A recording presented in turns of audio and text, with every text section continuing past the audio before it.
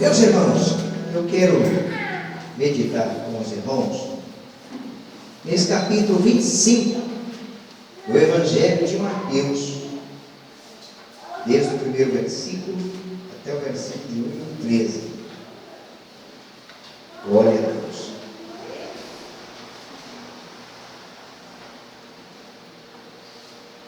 E diz assim: então o reino do céu será semelhante a 10 virgens, que tomando as suas lâmpadas, saíram ao encontro do esposo. E 5 delas eram prudentes, e 5 loucas. As loucas, tomando as suas lâmpadas, não levaram azeite consigo, mas as prudentes levaram azeite em suas vasilhas com as suas lâmpadas. E tardando o esposo, tosquenejaram todas e adormeceram. Mas à meia-noite ouviu-se um clamor: aí vem o esposo, saí-lhe ao encontro. Então todas aquelas virgens se levantaram e prepararam as suas lâmpadas. E as loucas disseram às prudentes: dai-nos do vosso azeite, porque as nossas lâmpadas se apagam. Mas as prudentes responderam, dizendo: não seja caso que nos falte a nós e a vós, e diante aos que o vendem, e comprai-o para vós. E tendo elas ido comprá-lo, chegou o esposo, e as que estavam preparadas entraram com ele para as bodas, e fechou-se a porta. E depois chegaram também as outras virgens, dizendo: Senhor, Senhor, abre-nos a porta. E ele respondendo disse: em verdade vos digo que não vos conheço. Vigiai, pois, porque não sabeis o dia nem a hora que o Filho do Homem há de vir. Amém. Meus irmãos, esse texto eu havia pensado e preparado para trazer uma palavra hoje baseado lá em Timóteo, a carta de Paulo a Timóteo, mas de repente depois chegou aqui, o Espírito Santo me trouxe no coração um desejo muito grande de meditar convosco esse texto. Essa parábola estava Jesus usando algo que era normal, era um uso, um costume da nação judaica, fatos como esse. Tanto prova isso que os irmãos se lembram lá daquela história lá de Juízes, da filha de Jefité ou Jefitá, depende da tradução. Ele fez aquele voto louco a Deus, estava saindo para uma guerra, para uma peleja, e ele prometeu para Deus que se ele fosse e voltasse vitorioso, a primeira coisa, aquilo que viesse lhe receber no portão da sua casa, na porta da sua casa, ele ofereceria como sacrifício. Um voto louco, impensável, impensável, não era caso para tanto. E quando ele chegou, quem ele recebeu foi a sua filha. E então, quando ele disse para ela, contou toda a história, e ela disse: então me deixa chorar a minha virgindade com as moças e tal. Foi uma cerimônia toda. Então era um costume, coisa assim, em Israel.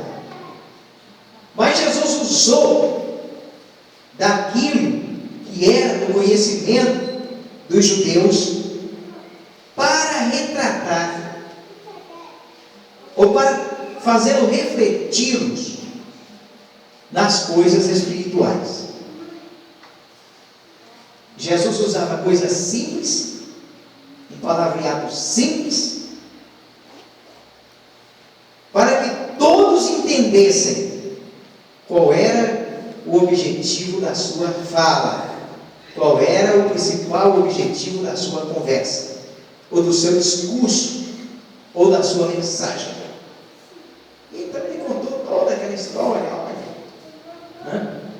10 virgens. 5 eram prudentes, 5 eram loucos.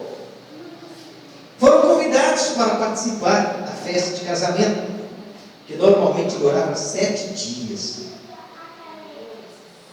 Tal, e aquela cerimônia. As que estavam realmente preocupadas em participar daquela cerimônia, como era de costume, se prepararam, porque não sabiam, era uma coisa assim. De surpresa que o noivo chegava, elas se prepararam, encheram as suas vasilhas, as suas lâmpadas e levaram ainda a reserva. E as que não estavam nem aí, tem aquele monte de gente que não está nem aí com nada, né? Tem aquele montão de gente, em tudo quanto é parte da sociedade, tem aquele montão de gente que não está nem aí. Para ele, então faz água ir para lá, voltar para trás, está do mesmo jeito. E na igreja também não é diferente. No meio do povo de Deus também não é diferente, não. No nosso meio tem pessoas que não estão nem aí. Por nada. Para ele, tanto faz, como fez. Se Jesus vir bem, se não vir, está do mesmo tamanho. Se vir no culto hoje, amém. Se não vir, está do mesmo jeito. Está nem aí por nada. Vive uma vida sem preocupações. Eu não sei quem é que canta não, mas eu escutei um negócio há muito tempo. É uma música mundana, estranha. Não sei quem é o cantor, não sei. Mas é um negócio que eu achei interessante, porque eu apliquei do lado espiritual. O negócio que eles cantam assim: deixa a vida me levar, a vida leva eu. Quem canta, não sei. Qual o objetivo disso também, não sei. Eu só gravei esse pedacinho, né? E eu fiquei pensando assim, gente, é uma grande verdade isso. Tem muita gente, em tudo quanto é segmento da sociedade, que vive isso. Deixa a vida me levar, a vida leva eu. Do jeito, vamos falar assim, do jeito que a sanfona tocar, eu danço. Significa dizer que eu estou sem preocupações. Eu não estou tendo motivo para me preocupar. Não tem nada que me chame a atenção, ou não tem nada que me preenda a atenção. Estou de boa. Então esse texto, irmãos, da Bíblia, pelo menos a mim, me causa uma preocupação. Porque o noivo chegou repentinamente. Não falou a hora de chegar, ou a hora que iria chegar.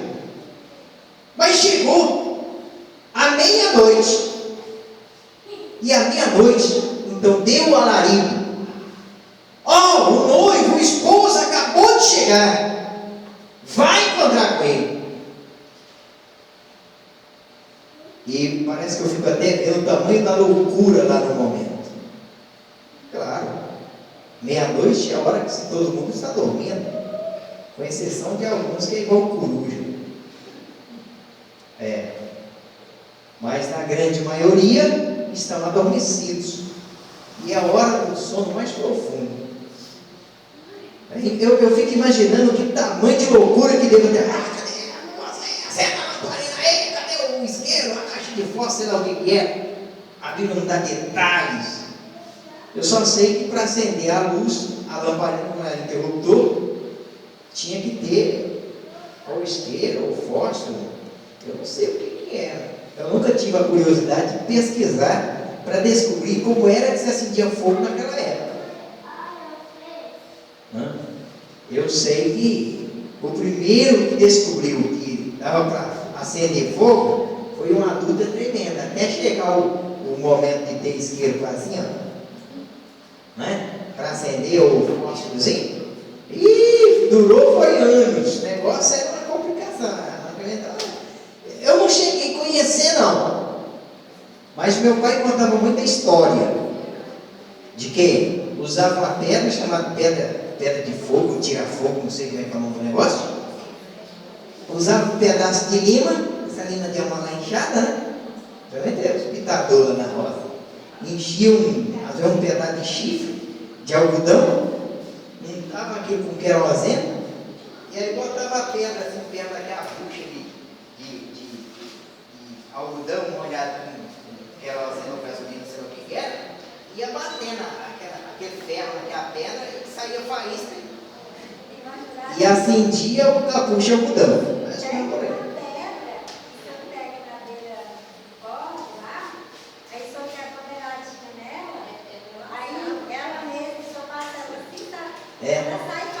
Tá vendo? Ela já foi sofredora nesse negócio. Ela sai com isso de fogo.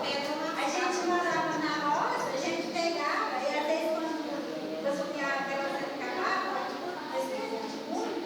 a gente pegava umas costas de algodão assim, ó, molhava na gasolina ou no óleo e deixava lá, né? Aí quando não tinha nada para acender, não tinha isqueiro, não tinha fósforo, né? Aí a minha mãe ia lá e fazia. A salvação era a pedra. Chegava lá perto, aí o fogo pegava naquele algodão, aquelas cafezinhas. Aí a gente soprava e o fogo pegava. Pois é. Então, voltando aqui para o nosso foco, o nosso objetivo, o texto da Bíblia. Fica imaginando, irmãos, que não tinha isqueiro nem tinha fósforo. Seria uma coisa mais ou menos, por isso é mais de um tamanho de loucura. Para acender essas lamparinas, para começo, se a gente for ir pela história de Minas Gerais, por exemplo, lamparina aqui não era um recipiente que a gente usava, já bem depois da invenção da lamparina. Lá em casa a gente usava uma lata de leite ninho, furava um buraquinho no meio dela assim, fazia um negocinho de lata, enfiava um pedacinho coberto dessa pega negrinha naquele buraquinho, um pedacinho de lata, né? Aquele negocinho mais alto assim, enchia o bojo da lata de óleo diesel querosene, então botava um fogo ali. Mas era uma trabalheira aquele negócio. Mas eu não cheguei a viver isso não. Mas as candeias, que aqui fala candeia, se a gente for pela história do mineiro, candeia era um negócio que tinha um biquinho igual isso aqui, não é? Um negocinho assim? É isso? E aí o outro, parecendo uma frigideirazinha, botava azeite de mamão, fazia um pavio com algodão, botava naquele biquinho ali, e o negócio botava fogo. Né? Imagine comigo se fosse a tal da candeia que os antigos mineiros usavam. Não sei se tem alguém que chegou a usar candeia. Já chegou a usar, não? Candeia? Usou? Pois é, Moisés sabe o que eu estou falando. Candeia. Entende? Imagine se era uma coisa parecida com aquilo que essas virgens tinham. Porque a Bíblia diz, a candeia e azeite. Então dá a ilusão à nossa memória que era uma coisa parecida. Pois é, você já pensou acender aquilo no escuro? Não é? Fica equilibrando aquela coisa para não derramar o azeite, senão virava um fogaréu. E no meio daquela, o alarido aí, o esposo chegou, acende, chegou Maria, acende. Não, Joaquina, cadê o fogo? Como é que é o negócio? Uma loucura tremenda. Mas as 10 que estavam preparadas, tinham deixado tudo no jeito ali, beleza, e ainda tinha azeite no reservatório.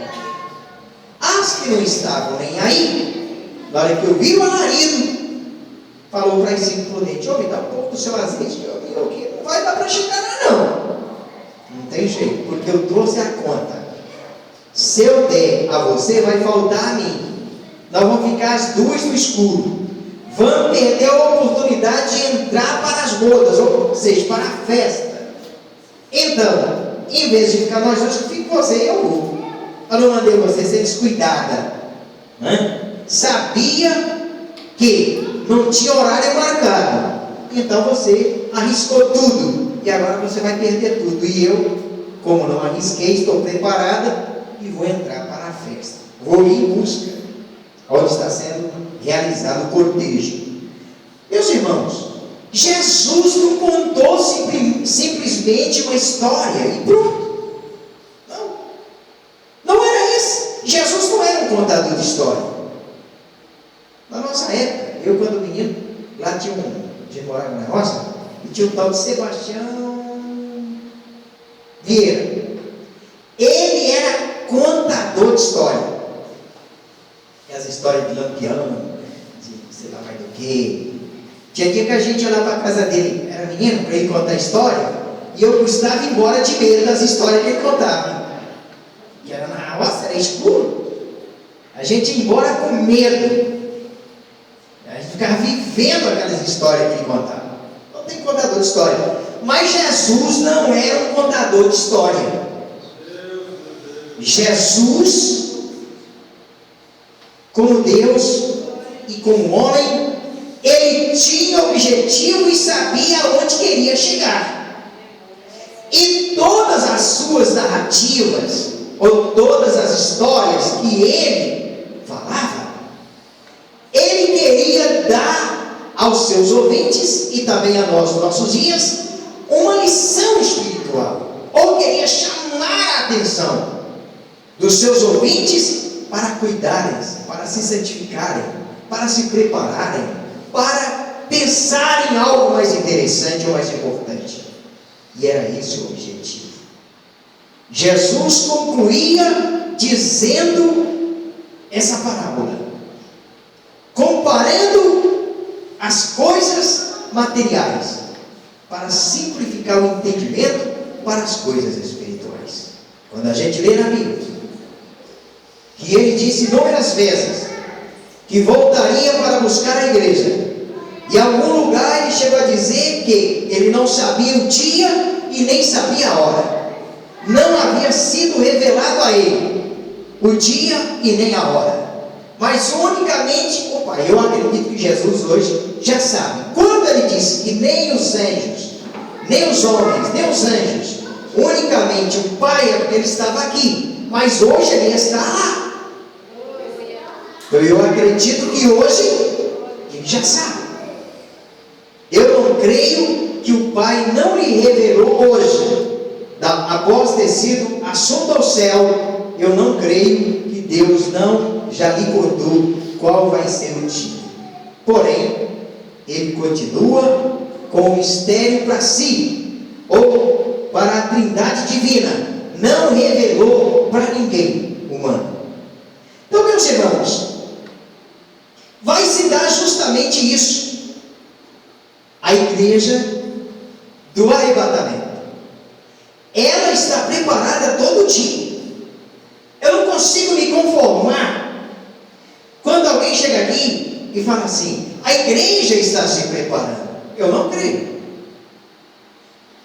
A igreja não está se preparando. A igreja está preparada a todo momento. Porque afinal de contas, a igreja não sabe se Jesus vem no domingo, se ele vem na sexta-feira, se ele vem na quarta-feira, se ele vem no mês de janeiro, se ele vem no mês de julho, ou se ele vem no mês de dezembro. Então, a igreja está preparada. E essa preparação depende do quê? Simplesmente de ter crido no Evangelho, na mensagem, aquilo está escrito lá aos Efésios 1:13: e quando ouvistes o Evangelho da vossa salvação, tendo nele também crido, foste selado com o Espírito Santo da promessa. Então, a partir do momento que alguém aceitou Jesus, esse alguém que aceitou Jesus faz parte da igreja que vai subir. E a partir desse momento que ele creu, já está preparado. Se alguém aceitar Jesus agora, e ele vir agora, esse alguém vai embora. E quem sabe alguém que tem tantos anos, que está sentando, ocupando espaço no templo, vai ficar. aceitou Jesus, agora vai, e esse outro pode ficar. Porque estava nem aí. Não está nem aí. Deixa a vida me levar. Vida leva eu.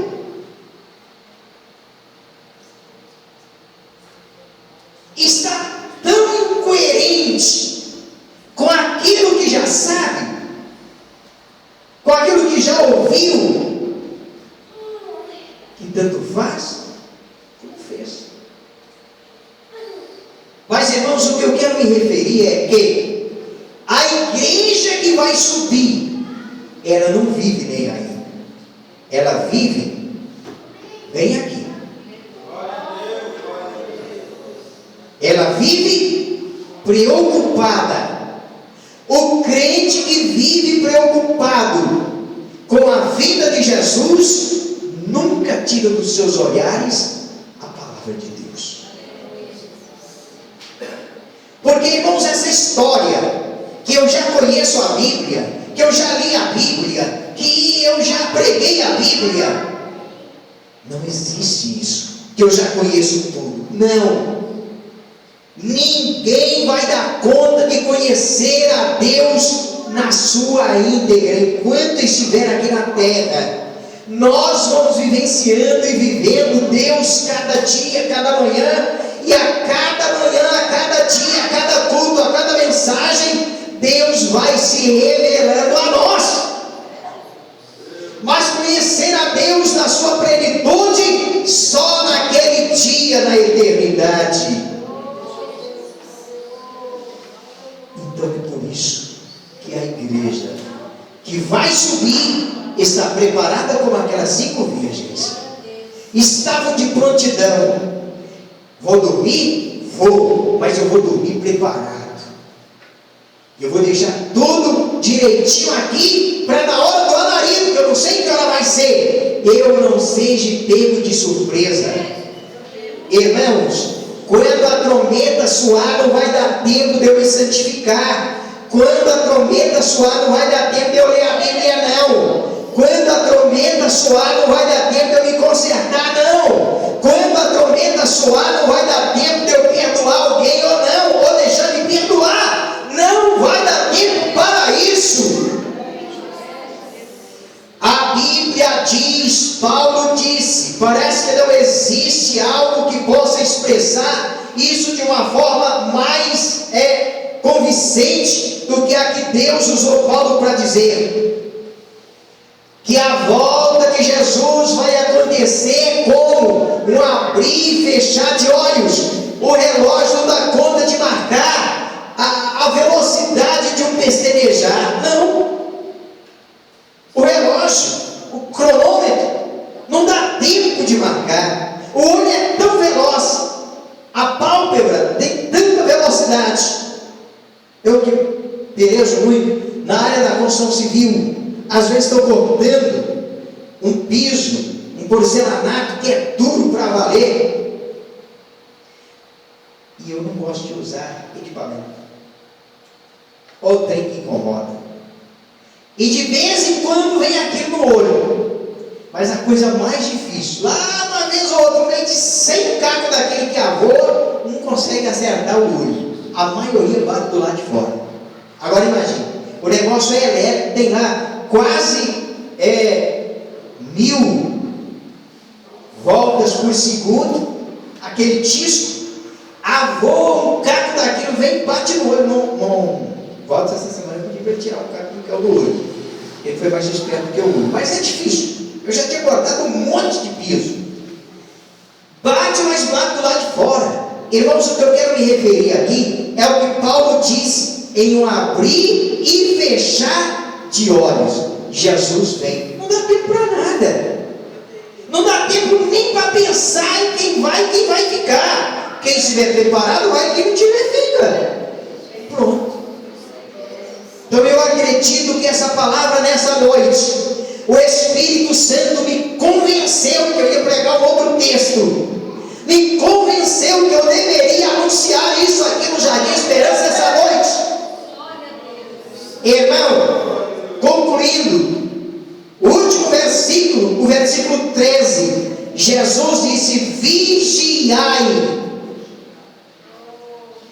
Vigiai. Preparado, você já ficou aquele dia que você aceitou Jesus? Você já foi habilitado, já recebeu a credencial, você já recebeu um passaporte para entrar nos céus, a menos que você tenha perdido. A menos que você tenha perdido. Mas aquele texto que eu citei de Efésios 8,13: quando ouvisse o evangelho da vossa salvação, tendo nele também crido, fosse selado com o Espírito Santo na promessa. Para quê? Para o dia da redenção. Então, meu irmão, se o Espírito Santo ainda está na sua vida, você sente. O Espírito Santo estando na nossa vida, ele nos convence para não pecar. Se o Espírito Santo estiver na nossa vida, ele nos convence para não nos deixar fazer aquilo que não devemos. O Espírito Santo nos convence para não irmos aonde não devemos ir. Ele nos convence para não falarmos aquilo que não devemos falar. Ele nos convence para que estejamos sempre vigiando, esperando, aguardando a vinda de Jesus. Existe um outro texto lá em Lucas. Jesus estava na Galileia e de repente surgiu a necessidade dele atravessar o mar da Galileia, que não é um mar, é um lago.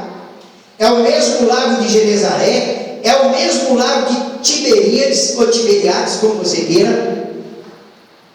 É o mesmo lago, as mesmas águas, e uma grande multidão acompanhava. Jesus estava de cá.